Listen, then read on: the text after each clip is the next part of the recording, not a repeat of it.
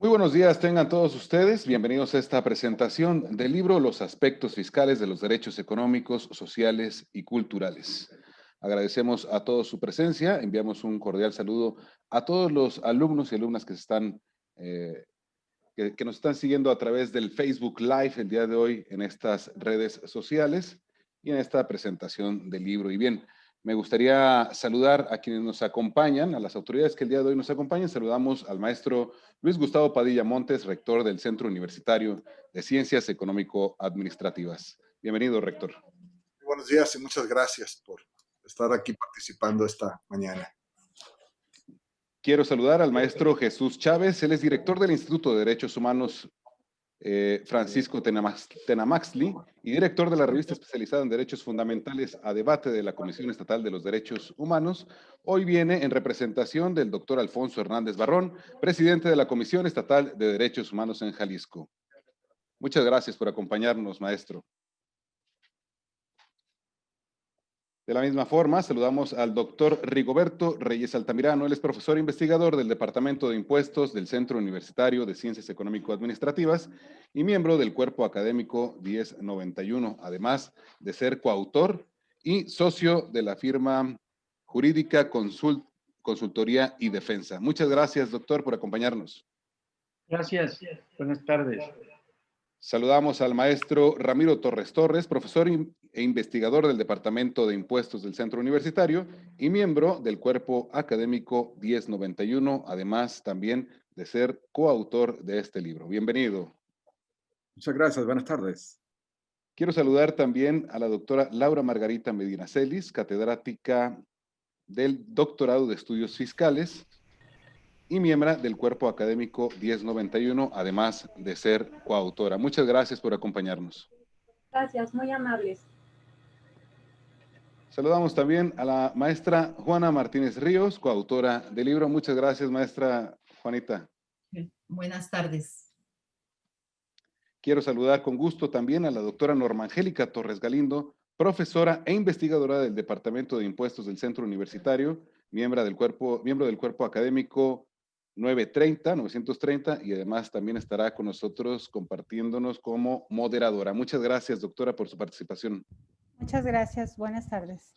De la misma forma, saludamos a todos los titulares que nos están acompañando, al doctor José María Nava Preciado, secretario académico de este centro universitario, además de toda la directiva de la División de Contaduría, el doctor Marco Antonio Daza Mercado, y a todos aquellos que nos siguen, profesores e investigadores que el día de hoy nos están acompañando a través de las redes sociales. Y bien, sin más, quiero dejar el uso de la voz a la doctora Norma Angélica Torres Galindo, profesora investigadora del Departamento de Impuestos, quien estará fungiendo como moderadora. Adelante, doctora.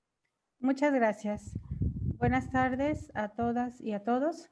Hoy jueves 12 de noviembre 2020, sean ustedes bienvenidos al webinar conversatorio Aspectos Fiscales de los Derechos Económicos, Sociales y Culturales, con el objetivo de difundir a la comunidad académica de la Universidad de Guadalajara y del Estado de Jalisco esta obra a cargo del Cuerpo Académico Estudios Fiscales, Contables y de Auditoría y los fundamentos legales de derecho con los que contamos.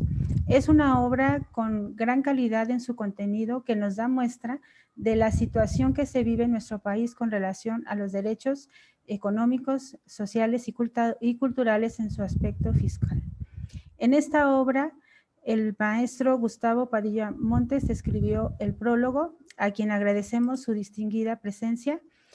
Él es rector del Centro Universitario de Ciencias Económico-Administrativas de la Universidad de Guadalajara. Es abogado por la Universidad de Guadalajara con estudios de maestría en Administración Pública por la University of Warwick en el Reino Unido y en Derecho por la Universidad de Guadalajara, con diversos diplomas en universidades de talla nacional e internacional. En su trayectoria profesional se ha desempeñado como profesor universitario, ha participado en diversas redes nacionales e internacionales y ha ocupado diversos cargos directivos en la Universidad de Guadalajara, en el ámbito legislativo federal, en organizaciones y fundaciones nacionales e internacionales y en el gobierno del Estado de Jalisco. Sin más preámbulo, le cedo la palabra al maestro Gustavo, quien nos dará unas palabras. Adelante, maestro. Muchas gracias, muy buenas tardes a todas y a todos ustedes. Primeramente es un gusto tener este espacio virtual en el que podemos interactuar la comunidad académica, la comunidad directiva, que tengo el honor de dirigir, y por supuesto los autores de esta obra. Decirles que para la Universidad de Guadalajara y particularmente para el CUSEA, este tipo de producción científica y la forma de divulgarla, pues cobra una gran relevancia. Pero permítanme primeramente, antes de iniciar formalmente mi mensaje, pues agradecer y reconocer a quienes fueron los autores de este trabajo de investigación, a la doctora Laura Margarita Medina Celis, al maestro Ramiro Torres y al doctor Rigoberto Reyes, y por supuesto a la maestra Juana Martínez Ríos, todas y todos ellos orgullosamente profesoras y profesores de nuestro centro universitario. Tuve el gusto de platicar el día de ayer en una visita que me hicieron aquí al centro, a la rectoría, el doctor Rigoberto y la doctora Laura Margarita. Recibí la publicación que estuve revisando con mucho interés en las horas previas a esta sesión, y pues me sentí muy, muy honrado de poder haber escrito el prólogo. Decirle a la comunidad de la Universidad de Guadalajara y del Centro Universitario en particular, que este proyecto de investigación no solo centra su vinculación en las disciplinas contables y financieras, sino que por el contrario, ¿no?, acertadamente adiciona el punto de vista jurídico que fundamenta y fortalece las conclusiones que se presentan, y así el tema de la justiciabilidad y exigibilidad de los derechos económicos, sociales y culturales. Y creo que ahí hay una primera punto que a mí me gustaría destacar. Vivimos en una época muy compleja en la humanidad. Pues se trata que no solamente es esta pandemia que ha cambiado drásticamente muchos de los aspectos sociales, culturales y por supuesto de la salud, está imponiendo condiciones para repensar nuestro futuro. Y ese futuro tiene que ser construido con una visión de Estado. Prácticamente la mayoría de los países que están replanteando su futuro a partir de lo que ha sucedido, no solamente por la pandemia. Ya veíamos que una crisis venir, una crisis económica global, en donde hemos visto cómo economías se han visto afectadas desde la perspectiva de las posibilidades reales para poder desarrollar y generar los recursos que resuelvan problemáticas asociadas a las brechas económicas, a las brechas sociales, la desigualdad, en fin. Y este momento nos lleva a repensar. Ayer precisamente estábamos participando en otro foro sobre reformas fiscales, y el diputado federal, el rector general de la Universidad de Guadalajara y el rector de CUSEA, Tonatiuh Bravo Padilla, de una manera magistral expuso el problema que tenemos actualmente en México acerca de los recursos disponibles y que están contenidos en el presupuesto de egresos de la Federación, que permitirán distribuir adecuadamente los recursos del Estado para paliar o mitigar necesidades muy apremiantes, no solamente a nivel federal, sino también pues, las particulares de cada una de las entidades federativas. México es un mosaico de economías, es un mosaico de necesidades, de tal manera que ayer con el diputado federal veíamos que precisamente la política pública a desarrollar actualmente no está respondiendo a aspectos muy particulares de desarrollo, un desarrollo regional, un desarrollo equilibrado, inversiones específicas para el impulso de la ciencia, la tecnología, la innovación, la educación como centro del desarrollo, de tal suerte que el hecho de ahora ver estos aspectos fiscales desde los derechos económicos, sociales y culturales, pues nos da otra perspectiva. Y esa es la materia, ese es el tema, esa es la importancia de esta publicación y cómo viene a contribuir con otra serie de investigaciones que estamos haciendo, o que están haciendo más bien investigadoras e investigadores en el CUSEA.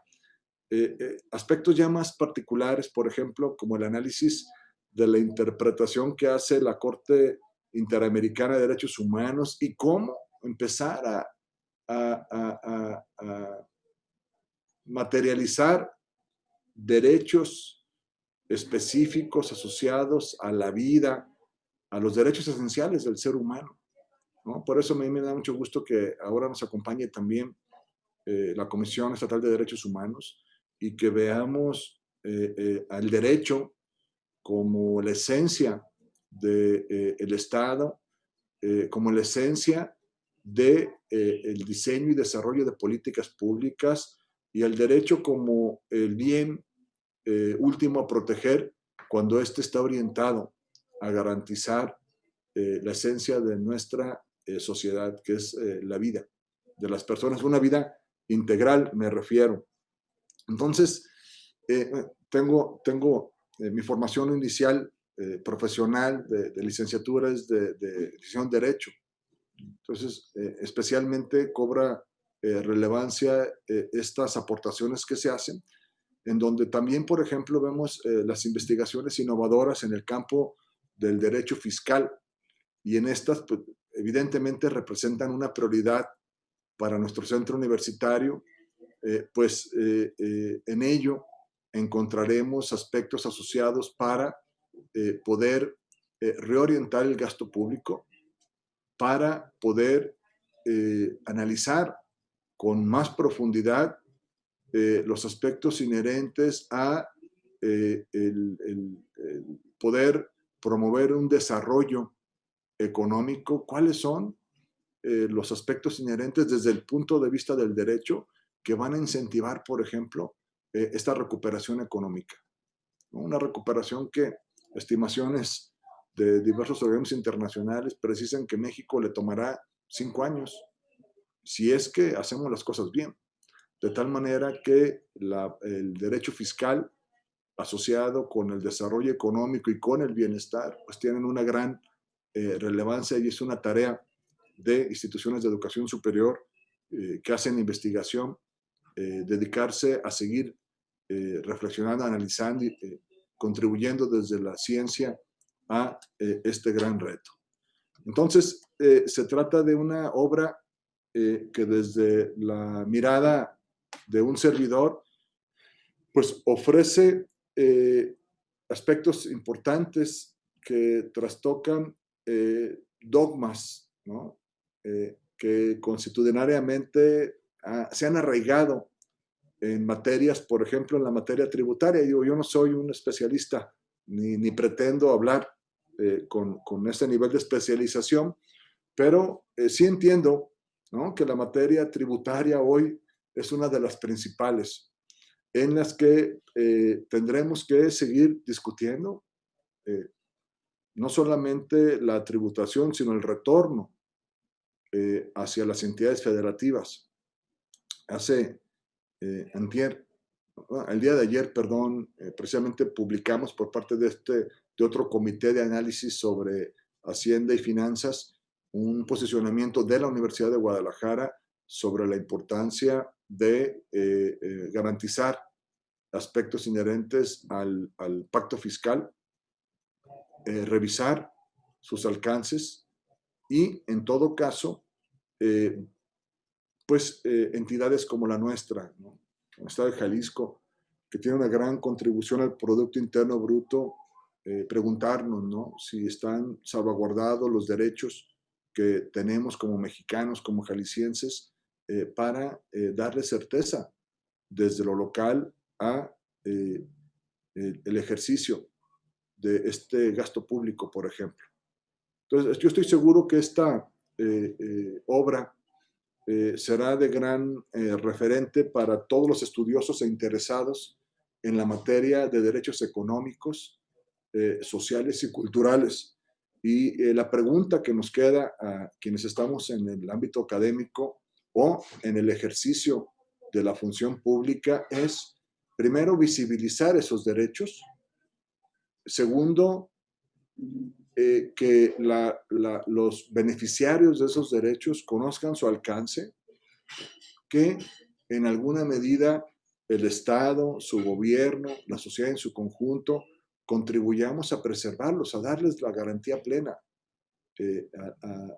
al derecho al trabajo digno, derechos sociales, culturales, en fin. Entonces, yo en resumen felicito nuevamente a los autores de esta obra e invito a la comunidad de la Universidad de Guadalajara, a los estudiantes particularmente, a que se interesen a profundidad sobre los aspectos que se están aquí planteando, invitar a la comunidad académica del CUSEA y de nuestra Universidad de Guadalajara a que con esta publicación se abra espacios para poder seguir investigando, para poder seguir contribuyendo y crear las condiciones para preservar, primero, nuestro Estado de Derecho y, segundo, poder diseñar nuevas políticas públicas que alcancen a una sociedad que pueda considerarse más justa, más libre, más democrática en un periodo muy crítico, en donde la salud tendrá que ser la primera política pública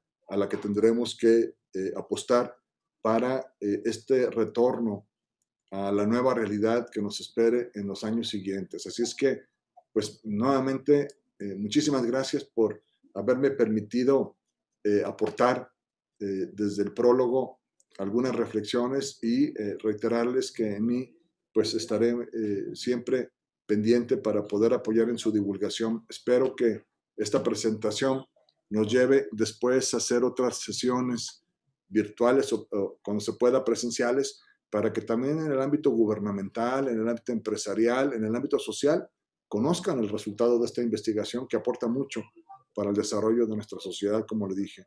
Nuevamente, enhorabuena y muchísimas gracias.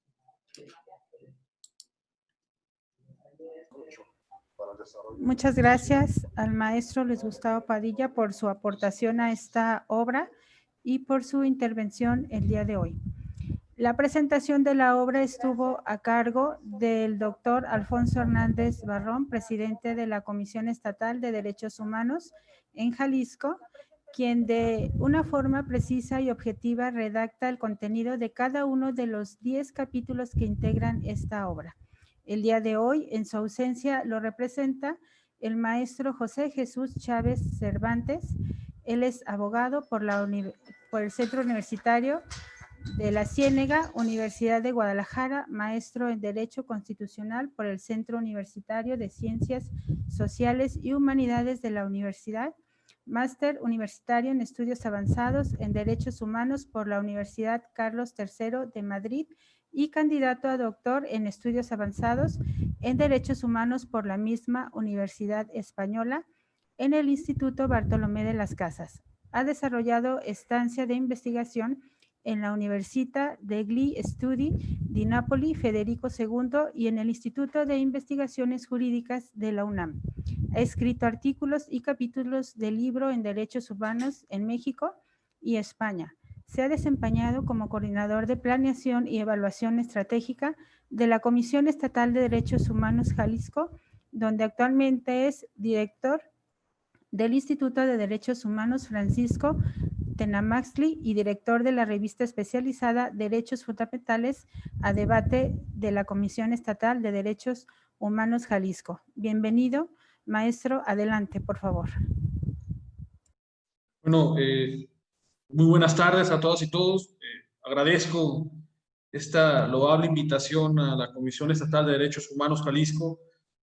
El presidente de esta defensoría les envía un cordial saludo y honroso, ¿no?, de que esta obra que ahora mismo pues tenemos la dicha de celebrar con este evento su publicación, pues la Comisión de Derechos Humanos está muy contenta en ese sentido por haber coeditado esta obra, y pues también el presidente pues muy alegre por haber escrito pues este prólogo también y presentación de esta obra que, insisto, en lo personal y desde un ángulo muy académico, pues genera bastantes reflexiones e impacta de manera importante pues al mundo académico, porque lo que aquí estamos reflexionando y debatiendo pues es algo novedoso, es algo sumamente novedoso. Estas primeras palabras pues sirva también para enviar un cordial saludo al señor rector de CUSEA, un fuerte abrazo, estimado rector, y a todas y todos los escritores que bueno, que ya los ha mencionado el señor rector, que de verdad les agradezco mucho que escriban, y si les invito a que sigan escribiendo, lo hacen de manera maravillosa, tienen unas plumas extraordinarias. Qué alegría saber que la Universidad de Guadalajara cuenta con especialistas de pero muy alto nivel, lo cual es especialmente gratificante para Jalisco y evidentemente para todo México. Entonces habrá que darle la mayor difusión. Estas obras tienen que verse a nivel internacional, tenemos que difundirlas a nivel internacional, porque los talentos y las personas que están escribiendo dentro de la Universidad de Guadalajara, pues hay que darle su espacio, su escenario internacional, porque creo que tenemos bastante calidad en nuestra bella Universidad de Guadalajara. Dicho lo anterior, si ustedes me lo permiten, habrá que acabo algunas pequeñas reflexiones, si quieren desde un ángulo, desde la filosofía de los derechos humanos, pero también para matizar algunos argumentos que desde mi humilde punto de vista creo que me parecen sumamente interesantes. La obra consta de 10 capítulos. 10 capítulos que abarcan diversos derechos humanos. Y siempre cuando hablamos de derechos humanos, que no se nos olvide, los derechos humanos configuran la piedra angular de todo Estado constitucional de derecho. Incluso más allá, siempre desde la filosofía política se dice que el poder crea el derecho y el derecho limita al poder. Pero ¿cómo puede limitar al poder? Pues efectivamente a través de los derechos humanos. Incluso más allá, los derechos humanos constituyen los límites al poder, pero sobre todo las guías vinculantes del poder. Y me quiero detener en este pequeño argumento. Si los derechos humanos constituyen las guías vinculantes de todo poder, eso significa que el poder tendrá que llevar a cabo todas las medidas y acciones, y esto entiéndase como políticas públicas, esto entiéndase como una armonización legislativa que permita tener con precisión la salvaguarda de los derechos humanos. De ahí que entonces el discurso de que los derechos humanos son guías vinculantes al poder permite que los derechos se tomen en serio. ¿Qué quiere decir esto? Si los derechos humanos, el Estado los toma en serio, significa que tendrá que hacer lo imposible para que los derechos estén garantizados, si no, de lo contrario, los derechos configuran simplemente buenas intenciones o cartas de buenas intenciones. Entonces, es sumamente importante que este discurso cobre especialmente fuerza. De ahí que celebro que existan obras como las que estamos hoy día celebrando por su publicación. ¿Por qué? Porque pareciera que el aspecto fiscal pues no tiene nada que ver con los derechos humanos, pero las autoras y los autores que aquí nos están escribiendo nos están demostrando todo lo contrario. Nos están demostrando todo lo contrario a través de argumentos preciosos que nos han permitido explorar nuevas dimensiones de estudio. Y les aseguro que a partir de esta obra vendrán ulteriores estudios. Y sobre todo, reflexiones que nos permitan indagar poco a poco cuál es la importancia que juegan los aspectos fiscales para la garantía y protección de los derechos humanos. Este es el discurso. Y quisiera catapultarlo a favor de seguir incentivando a quienes han escrito, pues ahora en este rubro que me parece que seguirá, ¿no? Seguramente habrá una versión 2 de esta magna obra en los temas ambientales, ¿no? Derechos económicos, sociales, culturales y ambientales, ¿no? Me parece que este gran cúmulo de derechos que significa los derechos ambientales, pues también habrá que regirlos en materia fiscal. También habrá que ver de qué manera interpretativa o argumentativa podemos pintar bloques de certeza para su plena garantía. ¿Y por qué les comento esto? Porque miren, si ahorita nos tomamos en serio lo que son los DESCA, y los DESCA prácticamente son la Agenda 2030. Y la Agenda 2030 se configura como la hoja de ruta de todos los estados que han firmado pues este nuevo documento, ¿no?, de derechos a favor de que los estados hagan lo propio a través de todos los indicadores que ya plasma la Agenda 2030 para que los derechos humanos se hagan realidad. Esto es súper interesantísimo porque ahora mismo ya no es el clásico enunciado programático que te dice los derechos humanos son ta. Ahora no. Ahora la Agenda 2030 te permite decirle al Estado, así se protege un derecho humano. Y ya no hay pretextos para no hacerlo. Y ahí incluso, como manera de apunte, existen órganos de seguimiento y instrumentación de la Agenda 2030, tanto a nivel internacional, nacional y subnacional. En cada entidad federativa, incluso en los municipios, se deben de tener órganos de seguimiento e instrumentaciones de Agenda 2030. Y esto es súper pertinente, porque al final del día, los derechos a veces generan costos. Y si no se llevan a cabo las políticas públicas necesarias, tanto económicas como de otra índole, pues seguramente algunos derechos nunca se verán materializados. En fin, ahí dice un autor, Elías Díaz, ¿no?, de grata memoria, un autor español que tiene un libro que se llama Estado de Derecho y Sociedad Democrática, editorial Tauro, que siempre manifiesta que no todo Estado de Derecho es un Estado con derecho. El Estado de Derecho, para que pueda denominarse Estado de Derecho, pues necesita tener un mínimo común vital de derechos humanos. Y me parece que esta obra hace referencia a ciertos aspectos que desde esta visión de este autor me parece que los cubre perfectamente. ¿Por qué? Porque aquí hablamos incluso hasta del mínimo vital de los derechos. ¿Qué quiere decir esto? El Estado, para que pueda denominarse Estado, tiene que respetar los derechos humanos invariablemente. Invariablemente, si no, no existe un Estado. No tendría razón de ser la existencia de un Estado. En definitiva, y lastimosamente hablé un poco más, pero bueno, me emocionan esos temas. De verdad es brillante saber que existen académicas y académicos de la Universidad de Guadalajara que escriban con tanta profundidad y con tanta sutileza algunos argumentos que parecían escondidos, pero ustedes los han encontrado, y me parece que esta es la gran bondad de esta obra que aquí nos convoca. En fin, desde la Comisión Estatal de Derechos Humanos agradecemos esta coedición. Agradecemos al señor rector también por toda la bondad para que se lleven a cabo estos esfuerzos, y pues bueno, esperemos seguirles leyendo y lo vamos a hacer con mucha alegría, y esperemos algunos otros contenidos académicos para seguir reflexionando y debatiendo algo que seguramente es el inicio de una grata reflexión. Les envío un fuerte abrazo y estamos a sus órdenes aquí en la Comisión de Derechos Humanos. Muchísimas gracias.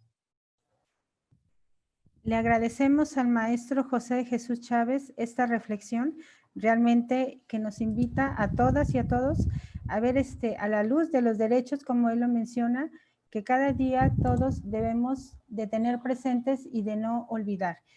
Y que los autores sin duda han tomado de una manera magistral en esta obra.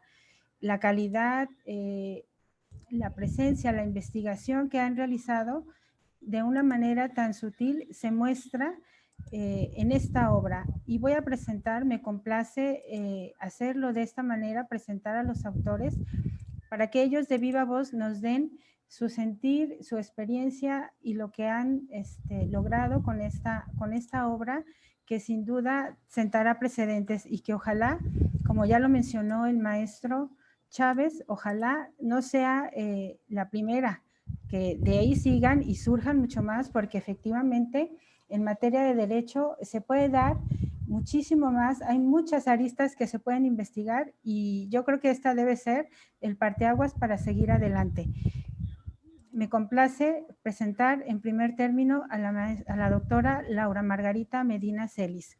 Ella es licenciada en Contaduría Pública, maestra en Impuestos por la Universidad de Guadalajara, doctorante en Estudios Empresariales con especialidad en Contabilidad y Auditoría por la Universidad de Barcelona y doctora en Ciencias Contables y Financieras por la Universidad de Camagüey, profesora e investigadora del Departamento de Contabilidad, líder del Cuerpo Académico 535, actualmente 1091, Estudios Fiscales, Contables y de Auditoría, certificada por la Asociación Nacional de facultades y escuelas de contaduría y administración, y por conocer a través del Consejo Nacional de Normalización y Certificación de Competencias Técnicas Laborales.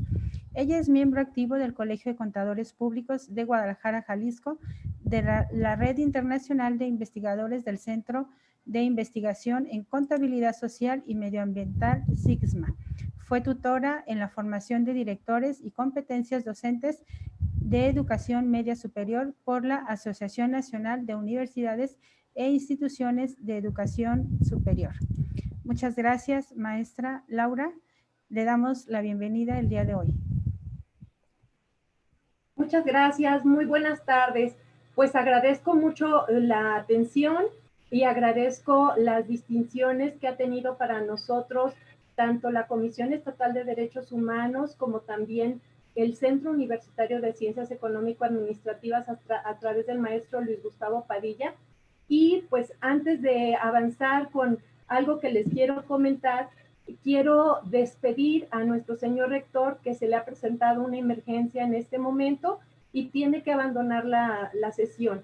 Entonces, nos quedaremos aquí con todos los demás y agradecemos mucho la distinción y la participación. Gracias por sus palabras y por su apoyo. Muy amable.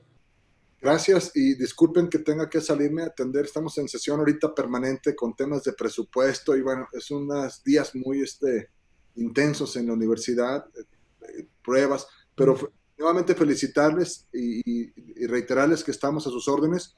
Vamos a seguir ahí en las redes sociales la sesión. Muchas gracias y mucho éxito. Muy buenos días, buenas tardes. Muchas gracias, muy buenas tardes, muy amable. Bueno, pues para dar secuencia precisamente con un poco de lo que nosotros hemos querido transmitir en esta edición que hemos titulado Los aspectos fiscales de los derechos económicos, sociales y culturales, pues tan solo les voy a hacer alusión a una breve explicación sobre el derecho a la alimentación y el derecho al medio ambiente sano. De ahí que, pues retomando algunas palabras que se mencionaron esta semana por Francisco, que dice: cuidar el mundo que nos rodea y contiene es cuidarnos a nosotros mismos, el que habita la casa común. Y preocuparse y ocuparse de hacer valer y de defender los derechos que están establecidos en las disposiciones, que son cada vez más ampliamente difundidos y dados a conocer para su posterior ejercicio. En esta semana tuvimos la jornada de el agua bendición para la tierra, por ser un derecho humano que no se puede sujetar a discusión. Tiene una influencia grande para la vida, para la agricultura. El agua, por su naturaleza, no es una mercancía y entonces debemos tener con él un debido uso racional y solidario. También, como lo señala Saura, mientras los alimentos sigan siendo considerados mercancía, el problema del hambre y la malnutrición tendrá que seguir siendo consecuencia directa de la falta de acceso a aquellos por causa de la situación de pobreza extrema, en muchos casos de importantes segmentos de la población que nosotros tenemos en el mundo. Nos dice la Constitución en su párrafo tercero, en el artículo 4, que toda persona tiene derecho a la alimentación nutritiva suficiente y de calidad, por lo que el Estado debe garantizarla. Pero además, también la población tenemos el compromiso de cuidar. Nos hemos hecho insensibles a las formas de despilfarro como los alimentos. Y entonces la justicia exige reconocer y respetar todos los derechos individuales, también los derechos sociales y de los pueblos, por lo que implica asegurar el derecho fundamental de los pueblos a la subsistencia y también al progreso. Es posible que nosotros podamos tener un planeta que asegure tierra, derecho y trabajo para todos. Cito a Francisco 2020. Parafraseando lo que señala Fraternidad y la Amistad Social, la tarea educativa señala precisamente el desarrollo de hábitos solidarios, la capacidad de pensar la vida humana más integralmente, que nos toca, y coincido en decir, que hacen falta para dar calidad a las relaciones humanas y que sea la sociedad la que reaccione ante sus inequidades. En el plano fiscal, que fue el motivo de nuestro trabajo, se analizan las distintas disposiciones del país, como decretos, leyes, y empezamos, por ejemplo, mencionando el acuerdo en donde se da a conocer el cupo para importar con aranceles las carnes, el frijol, algunas materias primas que luego sirven para otros, como el café, y que nos va a dar ciertas limitaciones. También podríamos hablar de la tasa aplicable que se señala para las importaciones. Han sido publicados en diferentes momentos y que nos rigen precisamente para establecer porcentajes a mercancías originarias de regiones desde México, Australia, Brunei, Nueva Zelanda, Perú, Singapur, etc. Estos han sido publicados en diferentes momentos y nosotros podemos encontrar también dentro de esas disposiciones límites. También podemos hacer una observancia de restricciones en gravar con el impuesto general de importación a productos que son básicos para la alimentación o que pueden en algún momento dado tener arancel preferencial o bien no tenerlo y tener precisamente una afectación a la tasa general en el impuesto general de importación. También haciendo alusión a la disposición de ley aduanera, hemos visto que con referente a la importación y a la exportación de bienes para atender requerimientos básicos de subsistencia, el artículo 61 señala que no se pagarán los impuestos al comercio exterior por la entrada al territorio nacional o la salida de estos, o la salida de mercancías, como por ejemplo para el caso de donativos que se hacen al fisco federal para atender requerimientos de subsistencia en materia de alimentación, vestido, vivienda, educación, protección civil o salud de las personas, que ahora lo vemos de manera muy marcada con esta situación que nos aqueja desde el mes de marzo. Nosotros tenemos precisamente también la ley de ayuda alimentaria para los trabajadores, su presencia también con el reglamento que nos ayudan precisamente a considerar algunos estímulos fiscales para que el patrón cuente con esquemas de atención o de ayuda alimentaria en diversas modalidades dentro de la empresa o fuera de ella, como las comidas que se pueden precisamente facilitar en los comedores, restaurantes de la propia empresa. Que nosotros podríamos también considerar que en conjunto con la ley del impuesto sobre la renta, el artículo 27 nos ofrece algunos requisitos para poder hacer deducibles tales donativos, que al marcar la estricta indispensabilidad para las personas morales, para que nosotros veamos también el contexto de causación de aquellos que son personas morales no contribuyentes, en el artículo 79, en donde se sujetan o se deben restringir a lo que señala el artículo 82 de la ley del impuesto sobre la renta.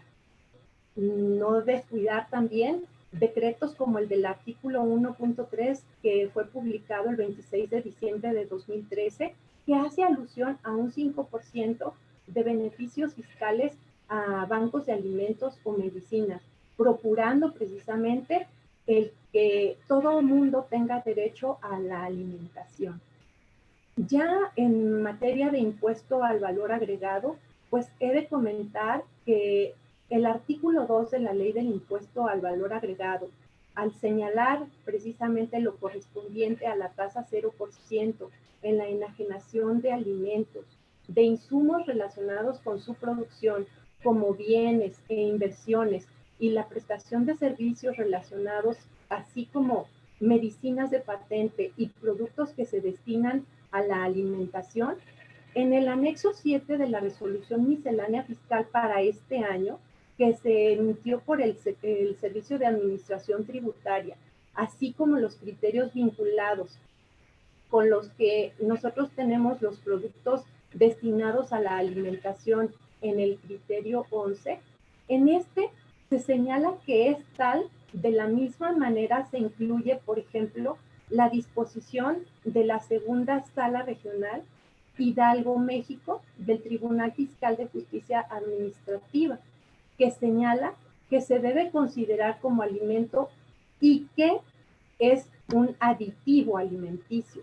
Haciendo esta separación, nosotros podemos identificar precisamente que cualquier sustancia o producto, sólido o semisólido, natural o transformado, que proporcione al organismo elementos para su nutrición, eso es alimento.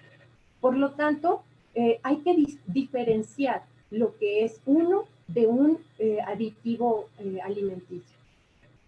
También se menciona, haciendo alusión en materia de IVA, el primer tribunal colegiado en materia administrativa del sexto circuito aborda la tasa 0% a la que se encuentran grabados artículos como la leche, que se dice y establece con las especificaciones que deben cumplir.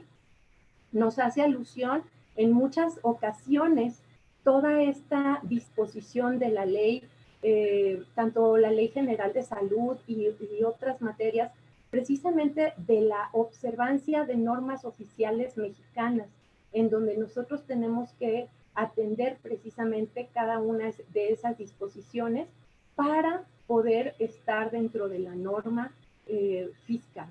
De ahí que si alguna persona, nosotros podríamos decir que tiene intolerancia a la lactosa o que no puede digerir carbohidratos de lácteos animales, pues entonces debe consumir otro tipo de leche, porque aquí a lo que nosotros encontramos en las normas oficiales es que leche es lo que secretan naturalmente las glándulas mamarias de vacas y de cualquier otra especie animal.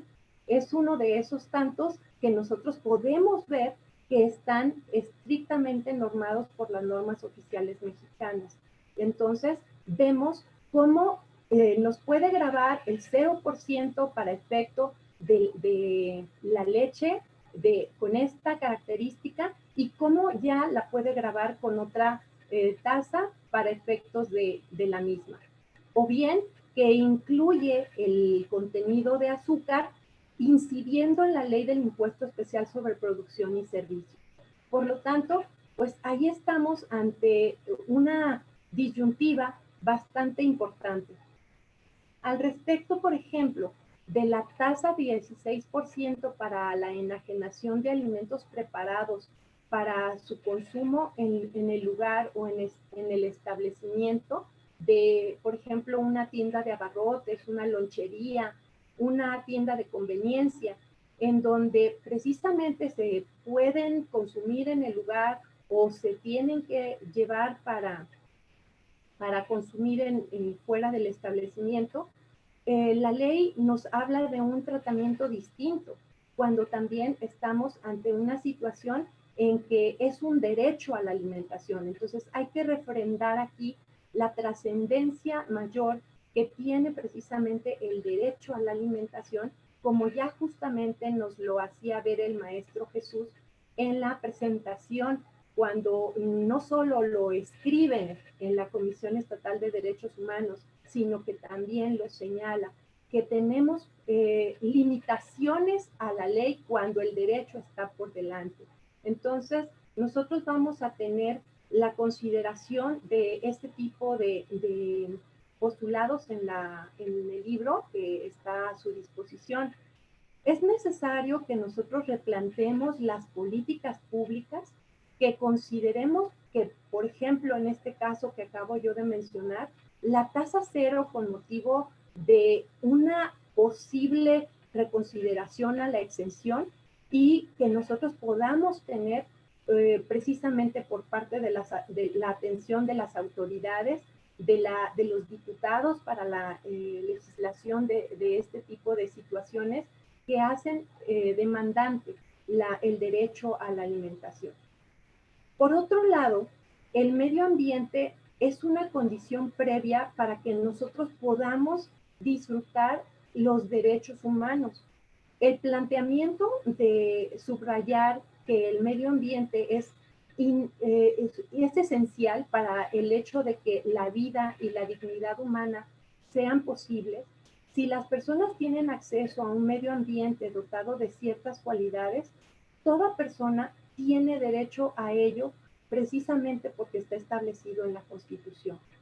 El derecho en materia ambiental busca alcanzar el fin superior de conservar y usar racionalmente, de hacerlo de manera sostenible, equitativa, solidaria de los bienes y servicios ambientales para consolidar el orden público ambiental, para observar el espíritu cooperativo, para proteger el ambiente, y debe ser un actuar de forma conjunta con los particulares, concebir a los recursos como factor para el libre desarrollo de la persona y no simplemente para poder hacer un aprovechamiento económico de esto. En materia de recaudación de impuestos, la prioridad es mejorar la progresividad de los sistemas fiscales que tenemos, con un impuesto sobre la renta con menos exenciones, que tenga capacidad redistributiva real y que proteja los ingresos de los hogares más pobres, con sistemas fiscales menos complejos, que no tengamos exenciones y privilegios para ciertas actividades, para algunos sectores o para grupos de contribuyentes, que se dé una mejor asignación de recursos que generen bases tributarias amplias y sólidas, y que el gasto fiscal se constituye de exenciones, reducciones, desgravaciones que pueden en algún momento dado desviar la estructura normal de cualquier gravamen, constituyendo un régimen impositivo favorable para cierto tipo de ingresos o sectores de la economía que tienen objetivos extrafiscales o de política económica. Ello puede incorporar otras medidas, puede hacer una reconsideración de tasas diferenciales, de ver otras alternativas. De ahí que las políticas públicas que se requiere analizar precisamente para hacer valer el derecho humano a un medio ambiente sano y al bienestar son fundamentales. Hay que procurar un entorno favorable para la innovación y la creación de empresas que brinden seguridad para conseguir un crecimiento más rápido, tanto de la productividad y una mejora sostenible del bienestar y la equidad. Mucha atención con la contaminación. Hay que cuidar precisamente que sean aspectos que se pueden mejorar porque pueden incidir en el problema, afectar otro derecho, como el de la salud. Entonces, necesitamos muchos mecanismos, muchas disposiciones que nos puedan ayudar a evitar la evasión fiscal.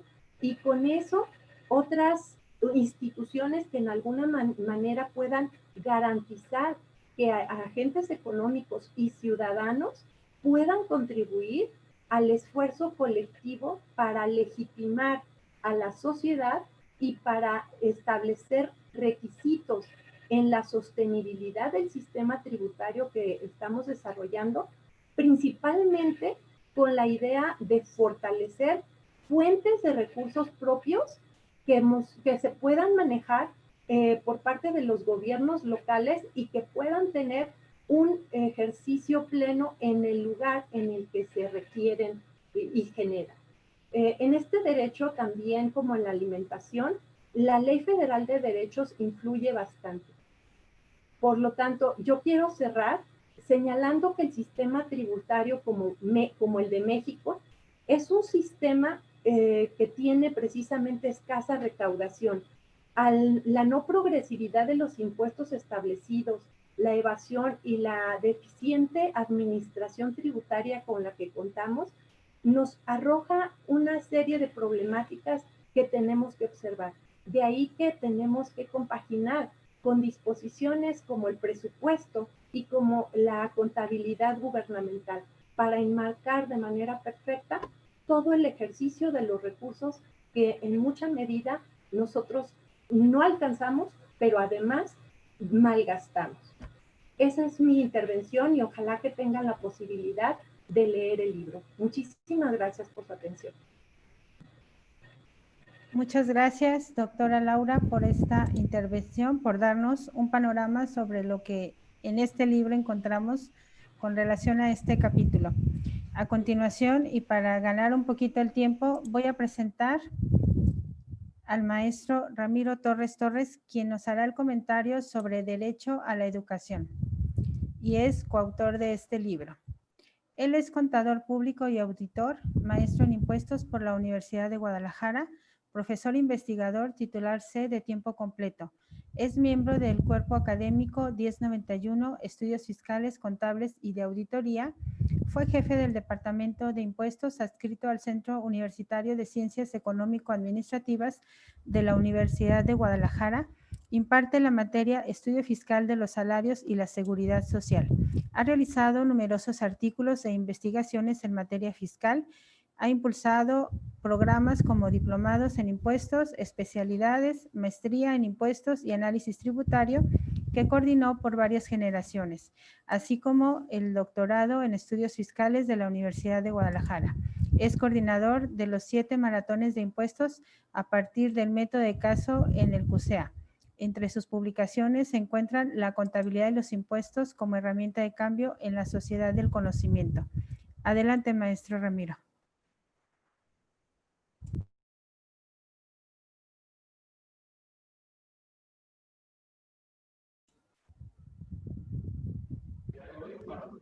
Maestro Ramiro, su micrófono está apagado. Perdón, tenía mi micrófono apagado. Me toca comentar el capítulo de la educación y algo relacionado con el entorno fiscal. Pareciera que a simple vista el entorno fiscal no tiene que ver mucho con la educación, pero es determinante.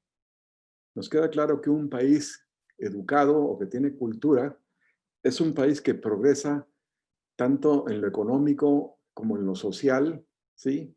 Y en la medida que el país tenga educación, en esa medida puede el país avanzar, ¿sí? A pasos agigantados a llegar a ser país de primer mundo, ¿sí?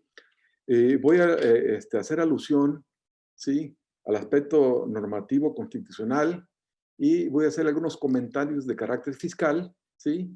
Y espero que quede muy claro que el entorno fiscal es determinante para que un país progrese, ¿sí? El derecho a la educación lo reconoce el artículo 3 de la Constitución Política de los Estados Unidos Mexicanos. Dice que todas las personas tienen derecho a la educación y se promoverá la honestidad, los valores y la mejora continua del proceso de enseñanza-aprendizaje. Los planes y programas de estudio incluirán el conocimiento de las ciencias y humanidades, la enseñanza de las matemáticas, la lectoescritura, la geografía, el civismo, la filosofía, la tecnología, la innovación, las lenguas indígenas de nuestro país y las lenguas extranjeras, la educación física, el deporte, las artes y la música, la promoción de estilo de vida saludable, la educación sexual y productiva y el cuidado del medio ambiente. El artículo 24 habla de la libertad de la creencia. Dicha educación será laica, por lo tanto se mantendrá ajena a cualquier doctrina religiosa. Se luchará contra la ignorancia y sus efectos, la servidumbre, los fanatismos y los prejuicios. Además, se considerará el constante mejoramiento económico, social y cultural del pueblo. Se atenderá la defensa de nuestras independencias políticas y el crecimiento de nuestra cultura. Se fortalecerá el respeto a la naturaleza y se evitarán los privilegios de razas, de religiones, de grupos o de individuos. Toda la educación que imparte el Estado deberá ser gratuita. Toda persona tiene derecho a los beneficios del desarrollo de la ciencia y la innovación y la tecnología. Corresponde al Estado la rectoría de la educación, la impartida por además de obligatoria, será universal, inclusiva, pública, gratuita y laica.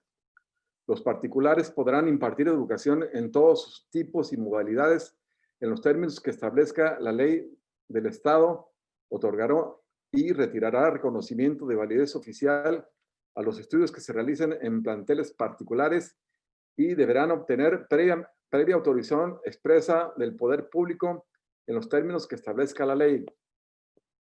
Esto que a continuación voy a mencionar es importante porque se adecua a cómo nuestra Universidad de Guadalajara se maneja apegado exactamente al precepto constitucional que nos dice que la universidad y las demás instituciones de educación superior a la que la ley otorgue autonomía tendrán la facultad y la responsabilidad de gobernarse a sí mismas, realizar sus fines de educar, investigar y difundir la cultura respetando la libertad de cátedra e investigación y libre examen y discusión de las ideas. Determinarán sus planes y programas, fijarán los términos de ingreso, promoción y permanencia de su personal académico y administrarán su patrimonio. Las relaciones laborales tanto del personal académico como del administrativo se normarán por el apartado A del artículo 23 de la Constitución Política de los Estados Unidos Mexicanos en los términos y con la modalidad que establezca la Ley Federal del Trabajo. La obligatoriedad de la educación superior corresponde al Estado. Respecto de esto, se destaca que por reforma constitucional publicada el 8 de mayo de 2020, se adiciona un último párrafo del artículo 4 de la Constitución Política de los Estados Unidos Mexicanos en el que se dispuso lo siguiente: el Estado establecerá un sistema de becas para las y los estudiantes de todos los niveles escolares del sistema de educación pública, con prioridad y a los pertenecientes a las familias que se encuentren en condiciones de pobreza para garantizar su equidad al derecho a la educación. Los derechos a la educación en los tratados internacionales. Los estados que son parte en el presente pacto reconocen el derecho de todas las personas a la educación. Los estados que son parte en el presente pacto reconocen que, con el objeto de lograr el pleno ejercicio de este derecho, inciso A, la enseñanza superior debe ser accesible para todos sobre la base de la capacidad de cada uno, en particular por la impartición progresiva de la enseñanza gratuita. Inciso B, debe fomentarse o intensificar la educación fundamental para aquellas personas que no hayan recibido o terminado el ciclo completo de instrucción primaria. Y algunos tratados internacionales son los siguientes: Convención sobre la enseñanza de la historia, que fue publicado en el Diario Oficial de la Federación el 28 de abril de 1936. Convención celebrada entre México y Brasil para la revisión de los textos de enseñanza de historia y geografía, que fue publicado el 14 de enero de 1938. Convención sobre facilidad de las películas educativas, publicada el 28 de junio de 1940. Acta final de la Conferencia de las Naciones Unidas para el establecimiento de una organización educativa, científica y cultural, publicada el 22 de junio de 1946. Con relación al entorno fiscal, que ejerce una influencia bien importante con relación a la educación, porque hay educaciones privadas que se dedican a contribuir a la educación, que son afectadas en el aspecto fiscal y que se debería promover facilidades y estímulos para ese tipo de instituciones privadas que también colaboran con la educación en México. En la ley aduanera, en su artículo 61, en algunas de sus fracciones considera lo siguiente. El artículo 61 nos dice que no se pagará impuesto al comercio exterior por la entrada al territorio nacional o salida de los mismos de las siguientes mercancías. Fracción novena, las que sean donadas para ser destinadas a fines culturales, de enseñanza, de investigación, de salud pública o de servicio social, que importen organismos públicos, así como personas morales no contribuyentes autorizadas para recibir donativos deducibles siempre que cumplan con los requisitos que marca la ley de impuesto a la renta. La fracción 10 nos dice que el material didáctico que reciban estudiantes inscritos en planteles del extranjero, exceptuando aparatos y equipos de cualquier clase, ya sean armados o desarmados. La fracción 11 nos dice que las remitidas por jefes de estados a gobiernos extranjeros a la federación, a los estados y municipios, así como establecimientos de beneficencia o de educación. La fracción 17 nos dice que las autorizadas para ser donadas al fisco federal con el propósito de que sean destinadas a la federación, a las entidades federativas, a los municipios o a personas morales con fines no lucrativos autorizadas para recibir donativos deducibles en los términos de la ley de impuesto a la renta. En su caso, que expresamente señale el donante para la atención de requerimientos básicos de subsistencia en materia de alimentación, vestido, salud, así como para la atención de requerimientos de vivienda, educación, protección civil de las personas o sectores o regiones de escasos recursos. Hay un estímulo relacionado con la enseñanza que curiosamente no se encuentra en el artículo 151 de la Ley de Impuesto de la Renta, que habla de las deducciones personales a que tienen derecho las personas físicas. Curiosamente, ¿sí?, en ninguna de las fracciones de este artículo 151 aparece este estímulo a lo que se refiere a colegiaturas que se manejan en instituciones privadas, ¿sí? Y por decreto presidencial, el artículo 1.8 se otorga estímulo fiscal a las personas físicas residentes en el país conforme al artículo 1.10 del decreto que fue publicado el 15 de marzo de 2011 por los pagos de servicios de enseñanza correspondiente a la educación básica y media superior, a que se refiere a la Ley General de Educación para el contribuyente, para su cónyuge o para las personas que vivan en concubinato y para sus ascendientes o descendientes en línea recta, siempre que estos no perciban durante el año ingresos en cantidad igual o superior a un salario mínimo general del área geográfica del contribuyente elevado al año y se cumplen con los siguientes requisitos. Aclarando que las áreas geográficas todavía siguen apareciendo, pero sigue un salario mínimo para todas las áreas geográficas, ¿sí? Entonces, hay que recordar que de acuerdo al artículo 151, para establecer las bases gravables, al total de los ingresos hay que restarle las deducciones autorizadas por la ley, que son las partidas exentas, y aparte, después habría que restar una deducción personal que habla, ¿sí?, de lo que se refiere a la enseñanza, ¿sí? Entonces, aclaro, no aparece en la ley de impuesto a la renta, sino aparece como decreto presidencial, porque no le van a encontrar en la ley. Y se pide que se cumplan con los siguientes requisitos: que los pagos se realicen a instituciones educativas privadas que tengan autorización o reconocimiento de validez oficial de estudios de los términos de la Ley General de Educación, y que los pagos sean únicamente para cubrir los servicios correspondientes a la enseñanza del alumno, que no se destinen a cubrir el costo de la educación del alumno y que no sean para pago de cuotas de inscripción o reinscripción. No se aplicará este beneficio cuando estas personas reciban becas. El 1.9 nos dice que los pagos deberán realizarse mediante cheque nominativo de la cuenta del contribuyente o transferencia electrónica o mediante tarjeta de crédito o de débito. Se comprobará el pago con un comprobante fiscal digitalizado expedido por la institución educativa a la que se le pague el servicio. El 1.10 dice que las cantidades que se podrán disminuir del ingreso gravable no excederán para cada nivel de la siguiente tabla. En preescolar, 14,200. Primaria, 12,900. Secundaria, 19,900.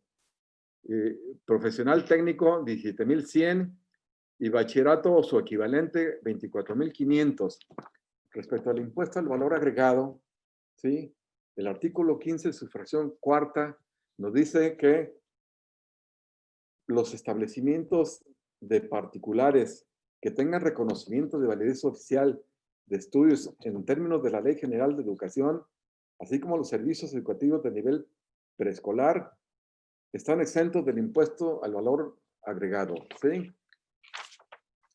Como ustedes ven, ¿sí?, no existen muchos estímulos para quien se dedique a la educación, ¿sí?, aunque no sea impartida por el Estado. Por eso sería muy bueno que hubiera modificaciones de carácter fiscal con apoyo a este tipo de escuelas o instituciones que imparten educación, pero que los cobros sean casi cuotas de recuperación y no sean cobros excesivos, y que se reforme la ley para que haya apoyos económicos para este tipo de instituciones educativas. Por último, por ahí en la página 312 del libro que se escribió, habla de los gastos fiscales en derecho a la educación y nos dice que hay dos cuadros donde nos indica cuáles fueron las erogaciones y cómo el aspecto financiero también fue determinante. En colegiaturas, de 2015 al 2020 hay una serie de cantidades que aparecen ahí. Voy a mencionar los gastos de 2020, que habla en colegiaturas 3.246.000. En gastos de transportación escolar habla de 106 millones. Habla en servicios de enseñanza con relación al impuesto al valor agregado, habla de 36.204.000. En relación con su impacto en el Producto Interno Bruto, se maneja como sigue. Colegiaturas, en el 2020, el factor es el 0.0124. Gastos de transportación escolar, el factor es 0.0004. Y en servicios de enseñanza relacionados con el impuesto al valor agregado, habla del 1.1383. Ok, pues con esta exposición termino, ¿sí? Y espero que haya quedado claro y pues muchas gracias por escucharme. Muchas gracias al maestro Ramiro Torres, muy puntual y precisa su aportación y la aclaración hecha. Vamos a continuar con el tema sobre derecho a la salud y este está a cargo de la maestra Juana Martínez Ríos. Ella es licenciada en Derecho por la Universidad Autónoma de Tamaulipas, diplomada en Impuestos Internacionales por el ITAM y la Universidad de Harvard y maestra en Impuestos por la Universidad de Guadalajara. Profesora de Impuestos en la Universidad de Guadalajara y de Derecho Fiscal en la Universidad Autónoma de Guadalajara. Autora de libros de Ley Federal de Procedimiento Contencioso Administrativo, comentada, anotada y jurisprudencia, y de Ley de Amparo, reglamentaria de los artículos 103 y 107 de la Constitución Política de los Estados Unidos Mexicanos, comentada y con jurisprudencia. Obtuvo el Premio General Manuel M. Diegues por la ponencia Los aspectos fiscales del derecho del trabajo. Entre otras funciones, se desempeñó como abogada en la Subprocuraduría Fiscal Regional de Occidente de la Procuraduría Fiscal de la Federación, jefe de la Unidad de Cobranza en la Subdelegación del IMSS en Puerto Vallarta y secretaria de Acuerdos en la Sala Regional de Occidente del Tribunal Fiscal de la Federación y subdirector de Jurídica, Consultoría y Defensa. Bienvenida, maestra. Adelante. Muchas gracias. Buenas tardes a todos. Pues en este libro abordamos el tema del derecho a la salud. El derecho a la salud no significa solamente el tener un estado completo de bienestar, y sino además que exista la ausencia total de afecciones o de enfermedades. Hay, bajo la lupa o bajo la normatividad que establece el Pacto Internacional de Derechos Económicos, Sociales y Culturales, el derecho a la salud se da en una forma mucho más amplia que lo que regula nuestra legislación, porque para el Pacto Internacional el derecho a la salud comprende la alimentación, la nutrición, el acceso al agua, la vivienda, las condiciones sanitarias adecuadas, las condiciones de trabajo seguras y sanas y un medio ambiente sano. Entonces, si analizamos esto desde esa perspectiva, nos damos cuenta que nuestra legislación pues queda corta, y bajo ese análisis hicimos nuestro estudio en esta obra y partimos primero de lo que marca la Constitución y que lamentablemente ha ido lentamente depurándose, perfeccionándose el derecho a la salud, porque hasta 1980 se regulaba el derecho a la salud en forma muy simple, muy incipiente, y como obligando a los padres a que ellos eran los responsables de generar ese derecho a la salud hacia los hijos.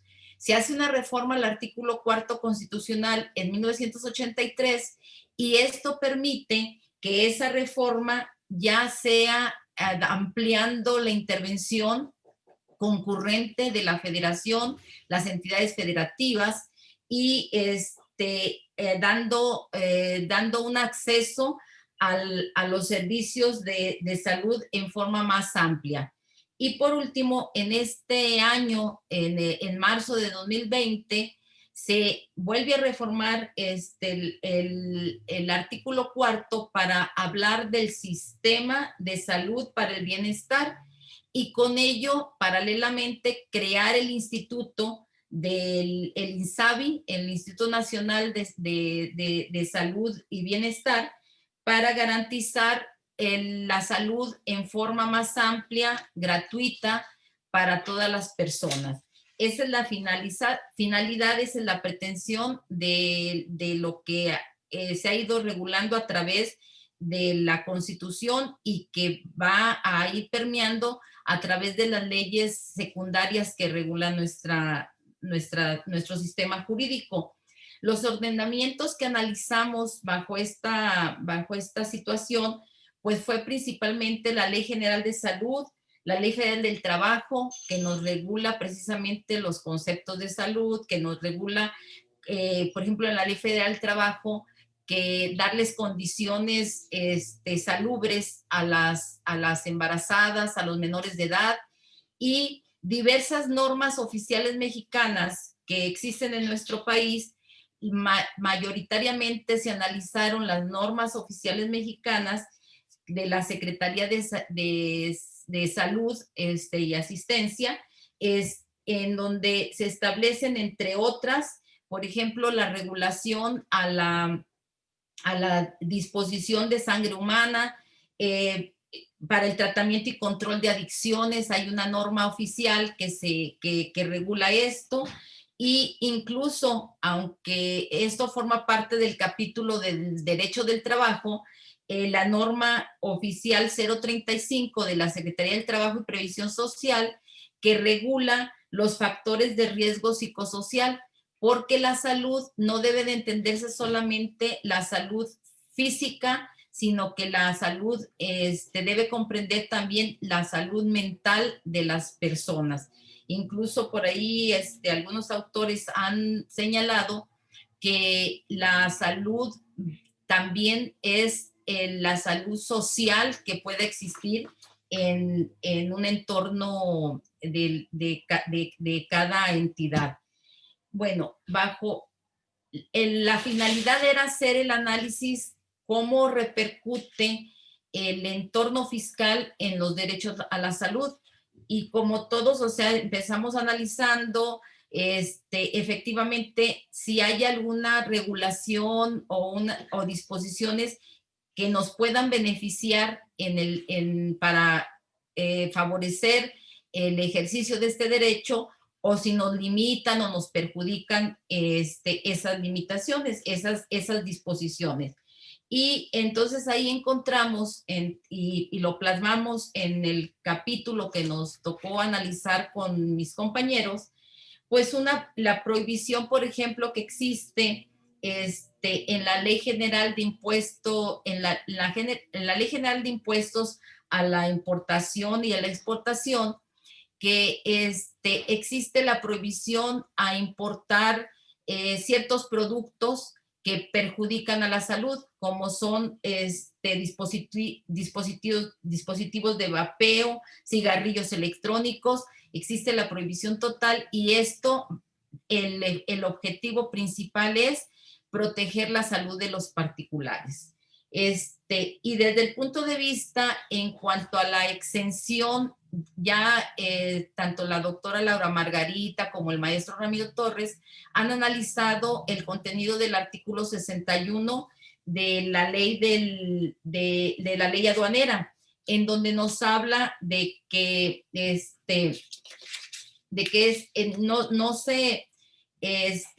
no se causará el impuesto, o que se permitirá el introducir productos que vengan destinados a favorecer a la salud.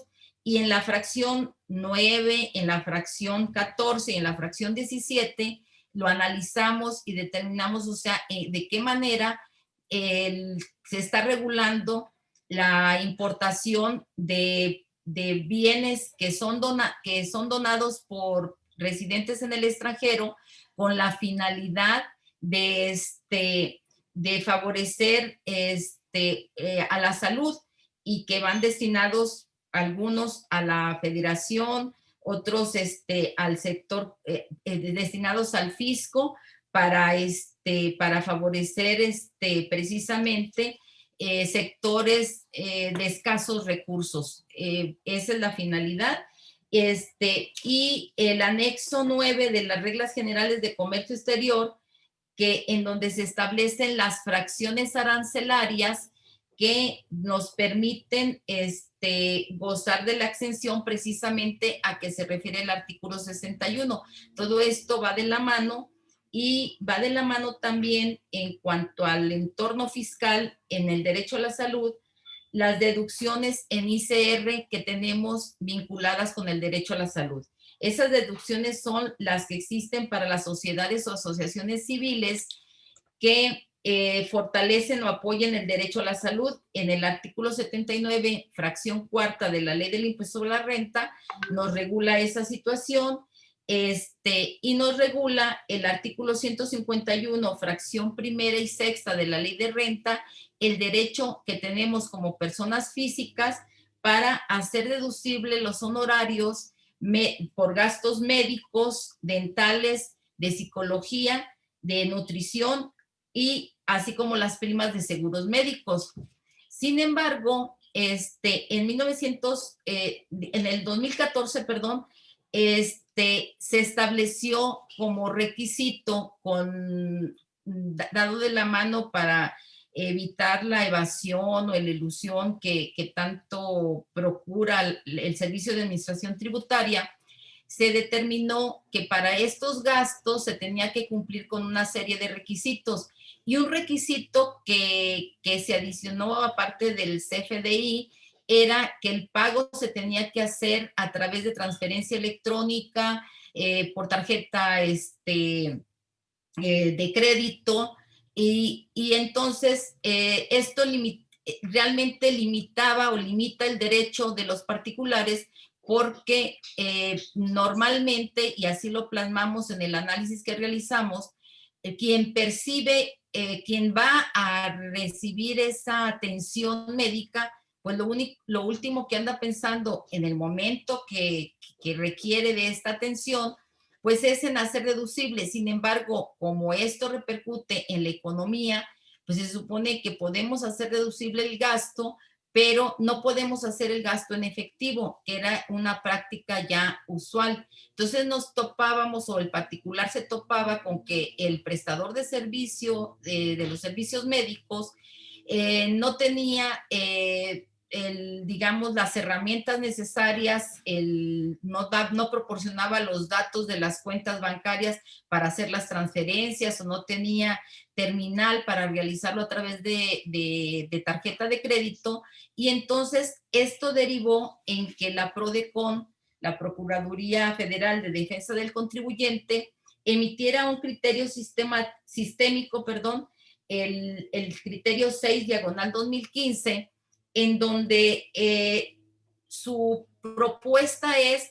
sugerirle al Servicio de Administración Tributaria que ante la falta de esta situación, pues estableciera a través de reglas generales condiciones o facilidades para que el particular pudiera realizar el pago en efectivo.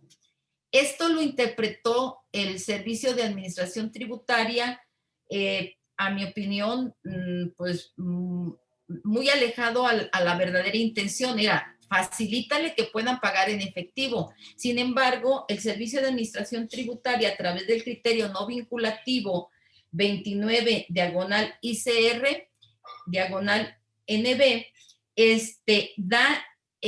establece que los servidores de servicios profesionales de la salud deben de tener los medios de pago para que se lleven a cabo ese gasto. Es decir, tienes que tener cuenta bancaria, tienes que proporcionarla a tus pacientes, tienes que tener terminal para que realices, y entonces lo único que está haciendo el Servicio de Administración Tributaria, vinculado con lo que dice la ley del impuesto a la, del impuesto a la renta y con lo que dice Código Fiscal, es, pues, cumple con que el pago sea a través de transferencia electrónica. No obstante que a lo mejor el gasto no rebase los 2,000 pesos que se tiene de tope conforme a la ley del impuesto a la renta. Si una consulta cuesta 700 pesos, si yo la quiero hacer deducible, ese gasto lo tengo que hacer con los medios que están controlados por parte del Servicio de Administración Tributaria. Ahí, en mi opinión, no se está cumpliendo realmente con la función del derecho a la salud. Es decir, se hace este análisis y buscamos criterios del Poder Judicial, concretamente de la Suprema Corte de Justicia, del Tribunal Administrativo Federal en materia administrativa, y encontramos que la Corte, pues en jurisprudencia del 2018, establece que los pagos por honorarios por gastos médicos, dentales, de psicología o nutrición, hospitalarios, que el hacerlo o determinarles ciertos medios para realizar el pago, pues que eso no transgrede la protección a la salud. Y entonces, pues ya nos quedamos desprotegidos en cuanto a que no se busca darle un mayor beneficio a los particulares, y además porque no se toma en cuenta que a veces quien va y hace la consulta no es directamente el contribuyente, sino que es la esposa o los padres del contribuyente, que en realidad no son contribuyentes directos y que están haciendo uso del derecho a la salud. Entre otros criterios o interpretaciones que ha sustentado la Corte, está también en que dice que no es una medida regresiva, es decir, que no te está quitando un derecho el establecer requisitos para la forma de pago. Y que además es una medida razonablemente legislativa. Es decir, para la Corte, pues todo está bien, no importa las limitaciones o el perjuicio o el efecto social que tiene el no dar facilidades en el ejercicio del derecho a la salud. Y así también que no se transgrede el requisito o el principio de proporcionalidad y equidad que establece la Constitución. Entre otras regulaciones, también encontramos en nuestro análisis el criterio de que los gastos de los seguros de gastos, la deducción de gastos de seguros, estos no son, no es una deducción. Nos da esa interpretación en el criterio 55 diagonales ICR, y el criterio 9 diagonal IVA diagonal N del anexo 7 de la resolución miscelánea 20, que no aplica la tasa 0% a las sustancias químicas que deben mezclarse para formar para clasificarse como medicina de patente. En materia de IVA, se regula para la cuestión de la salud exenciones en la prestación de servicios de medicina en el artículo 15, fracción 14, y el pago para los servicios profesionales de medicina, hospitalarios, de radiología, de laboratorio, estudios clínicos prestados a través de servicios o organismos descentralizados. Y también hay exenciones en la Ley Federal del Trabajo en cuanto a que se permita, en cuanto a la Ley Federal de Derechos, en cuanto a que no se paguen esos derechos respecto a a la importación de perros guías para personas invidentes y otorgamiento de concesiones o permisos en la ley de aeropuertos para prestar servicios de salvamento o relacionados con auxilio para la salud de las personas. Dentro de ese análisis nosotros veíamos que hay un contrasentido por parte del gobierno, porque por una parte nos establecen exenciones en ciertos productos, sin embargo, la política fiscal limita o restringe el derecho a la salud. ¿De qué forma lo hace? En la Ley General de los Impuestos General de Importación y Exportación, se graban productos destinados a la salud, por ejemplo, en el capítulo 30, que corresponden a la sangre humana, plasma humano, que es necesario. Una de las situaciones que también, o sea, se están grabando, o se graban por esta ley, son las vacunas. Y ahorita cobra especial importancia la cuestión de la salud por la situación de la pandemia que tenemos, y que debemos de recordar que nuestro país tiene un índice muy alto en problemas de salud en cuanto a obesidad, derivados de la obesidad, como es la diabetes, y que estos son factores de riesgos precisamente para la pandemia. Entonces, sí sería conveniente que el Estado se preocupara por fortalecer esta situación y dar facilidades en la importación de las vacunas. Seguramente saldrá algún decreto para lo que corresponda a la vacuna para el COVID-19. Por lo menos eso es lo que nosotros creemos que debe de ser. Y hay un contrasentido en la legislación, porque en la ley especial en la ley del impuesto especial sobre producción y servicios, se omite gravar los servicios que van, que se proporcionan respecto a bienes que son a la venta de bienes que son nocivos a la salud, y que se permiten a través de que se refieren a través de, pues, de restaurantes, bares, la venta de bebidas alcohólicas, o la venta de tabaco. Esos productos, el servicio prestado de esos bienes no se graban.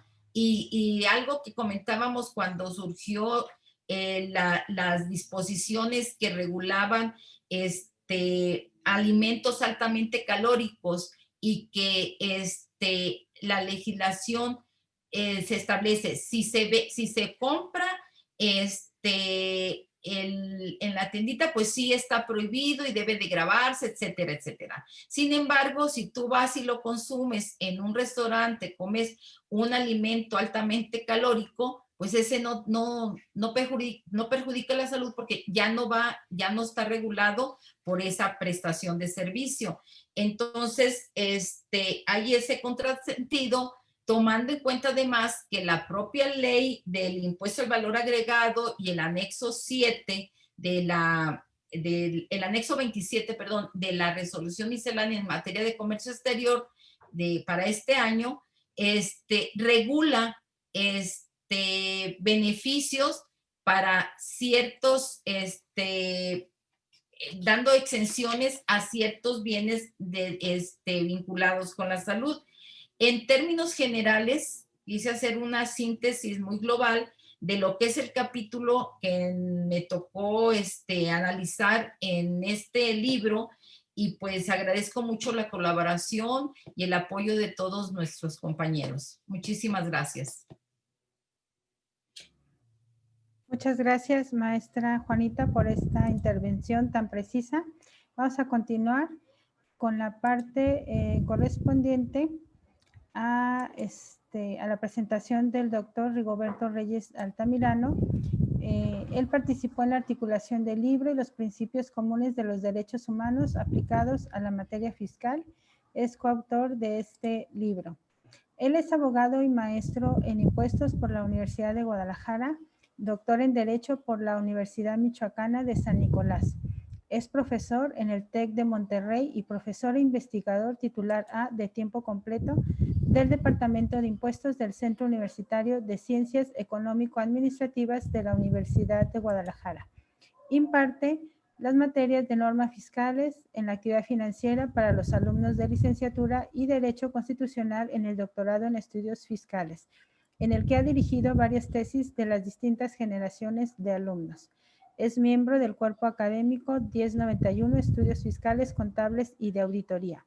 Ha realizado numerosos artículos e investigaciones en materia constitucional y fiscal a nivel nacional e internacional.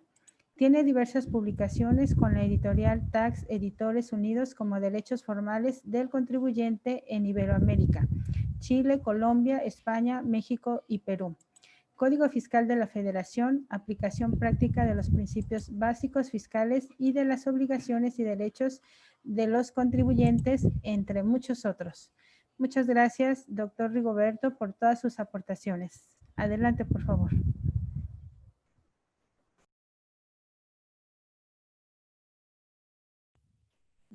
Su micrófono, doctor. Agradecerles su presencia, maestro Jesús. Gracias por acompañarnos y por apoyarnos en esta idea y ser, que la comisión haya sido coeditora de esta investigación. Para concluir, dado que estamos ya al límite con el tiempo, a mí me tocó pues, articular estos derechos y señalar 4 vertientes sobre las cuales podemos caminar en cuanto a los derechos económicos, sociales y culturales. Una primera cuestión metodológica era determinar si estos derechos son justiciables y si son exigibles. Algunos tratadistas los consideran derechos de tercera generación, por lo tanto, solo se van a cubrir, según estos tratadistas, si hay dinero suficiente. La otra corriente, la que compartimos, es no son de tercera generación, son tan importantes como los civiles y políticos. Y el Estado tiene obligación de cubrirlos, porque al nacer, por supuesto, debe proteger la vida, debe proteger la salud, debe proteger la cultura, el medio ambiente, la alimentación, etc. Entonces transitamos bajo ese tenor. Nos encontramos que México lamentablemente no ha ratificado el protocolo del Pacto Internacional de los Derechos Económicos, Sociales y Culturales. En el libro lo señalamos.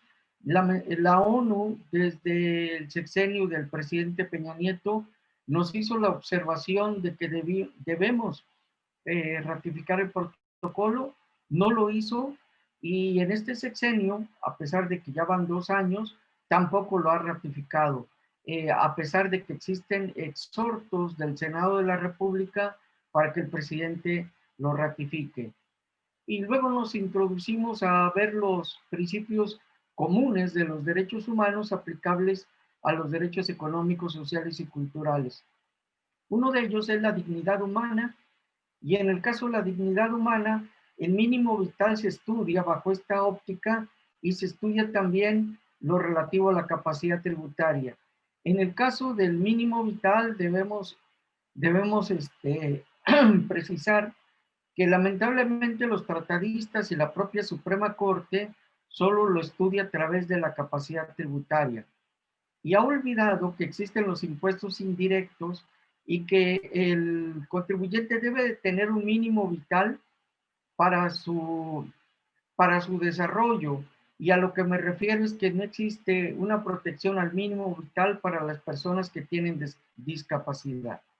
En este caso, el impuesto al valor agregado lamentablemente grava las sillas de ruedas, grava los aparatos ortopédicos, grava también las prótesis, etcétera, lo cual revela que este mínimo vital no está protegido en cuanto a los impuestos indirectos.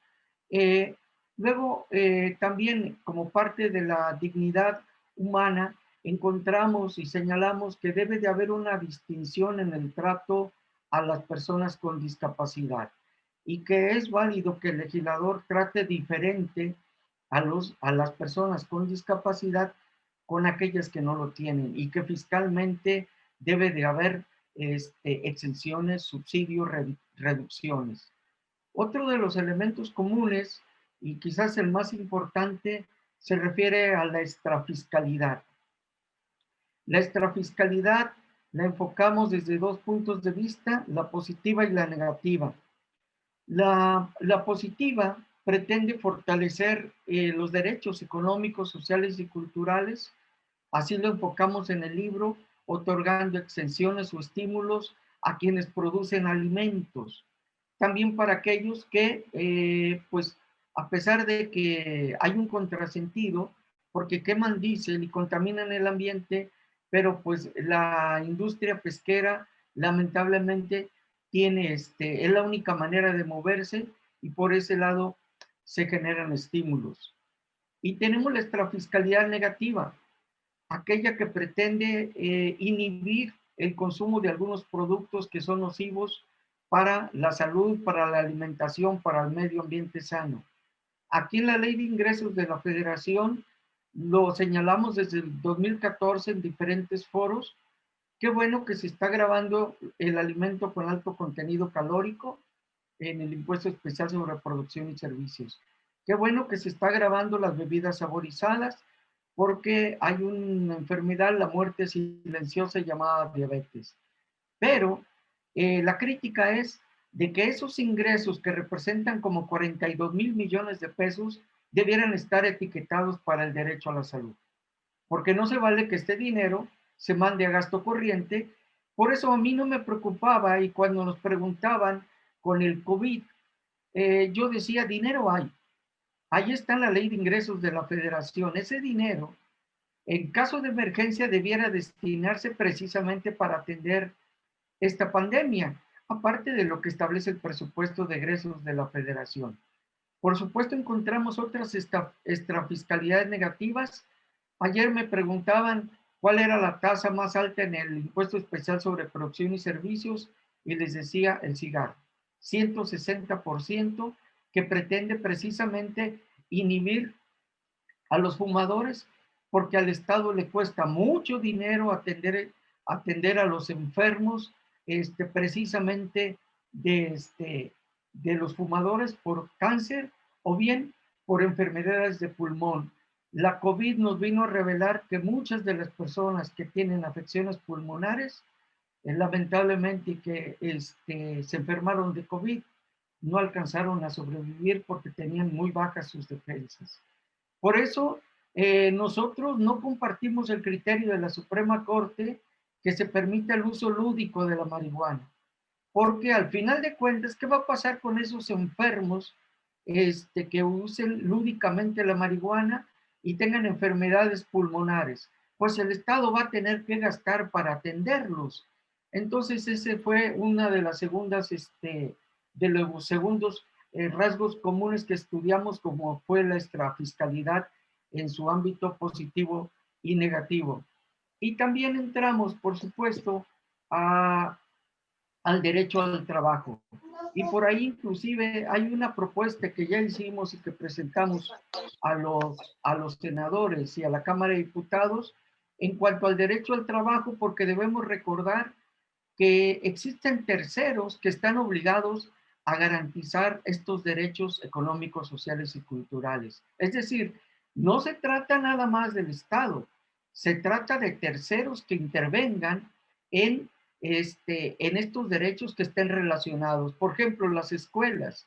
Las escuelas son terceros que, si bien el Estado está obligado a proteger, y los terceros también tienen esta obligación. En el caso del derecho al trabajo, si bien es cierto el patrón, si bien es cierto el Estado está obligado, pero los patrones como terceros también tienen esta obligación. Aquí encontramos un contrasentido porque no es posible que un patrón que quiera dar previsión social a sus trabajadores y mejorar la calidad de vida de los trabajadores, se les limite con la deducción de la nómina al 47 o al 53%.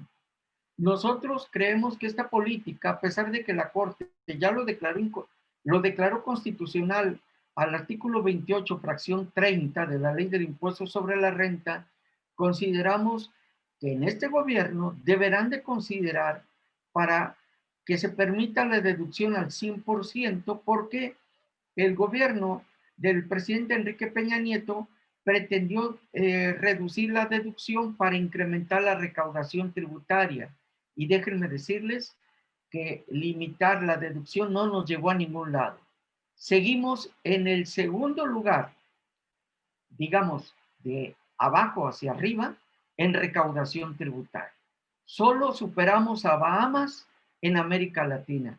Es decir, somos penúltimo lugar en recaudación tributaria. Entonces, esto no sirvió de nada. Las políticas fiscales, entonces, se requieren adecuarse para atender estos derechos económicos, sociales y culturales. Esa fue la finalidad de articular los derechos con los principios de los derechos humanos que tiene el contribuyente. No solo tiene derechos civiles y políticos, tiene estos derechos económicos, sociales y culturales. Le cuestan al Estado, le cuestan igual que los derechos civiles y políticos. Ayer, comentando con el rector de CUSEA, le decíamos, ¿a poco los derechos civiles y políticos no le cuestan al Estado? ¿A poco no nos cuesta mantener a los centros federales de readaptación para tener a las personas que son una amenaza a la seguridad pública que estén en las cárceles? Eso le cuesta al Estado. Entonces, y el Estado debe procurar tenerlos.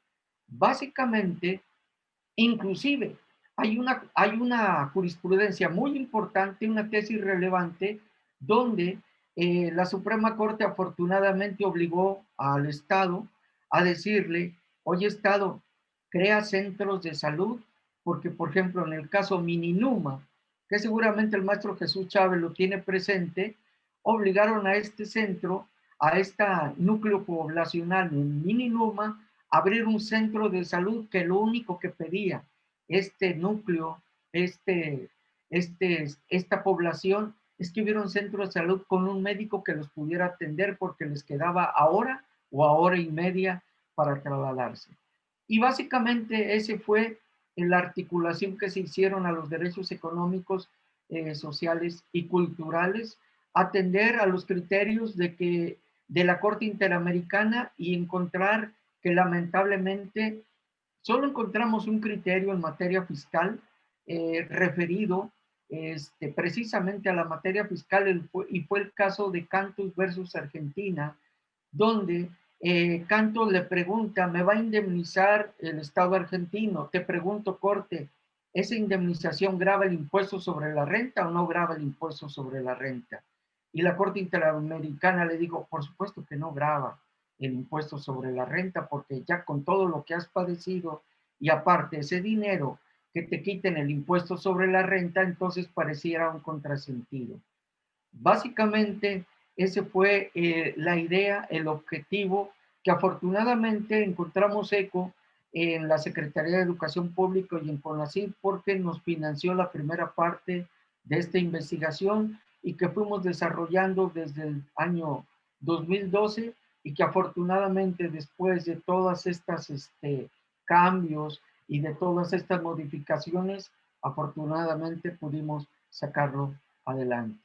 Así que gracias a todos mis compañeros que participaron en este proyecto, aquellos que creyeron en este proyecto que podía ser viable, al centro, a nuestro centro universitario, a CUSEA, y por supuesto a la Comisión Estatal de los Derechos Humanos del Estado de Jalisco. Muchas gracias.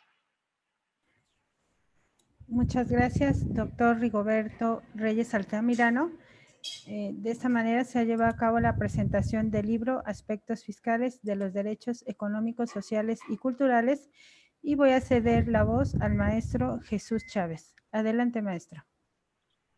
Pues otra vez, buenas tardes a todas y todos. Simplemente agregar algunos apuntes, ¿no? Se me viene a la mente, por ejemplo, que, y eso desde el concierto del derecho internacional de los derechos humanos, pues ha sido poco matizado, o al menos, o así lo percibo, ¿no? En lo poco que se ha reflexionado al respecto. Es decir, cada tratado internacional por lo regular tiene algún comité o algún protocolo facultativo que te permite dar orientación a veces a ese exagerado axioma o aquellos principios universales de los derechos humanos. ¿Qué quiere decir esto? Que a veces las observaciones que te hace el protocolo facultativo para los DESCA o del comité de los DESCA te dice Estado qué hacer para hacer cumplir los derechos.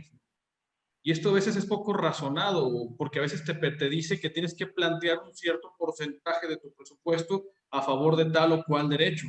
Y eso a veces es poco abordado o poco considerado.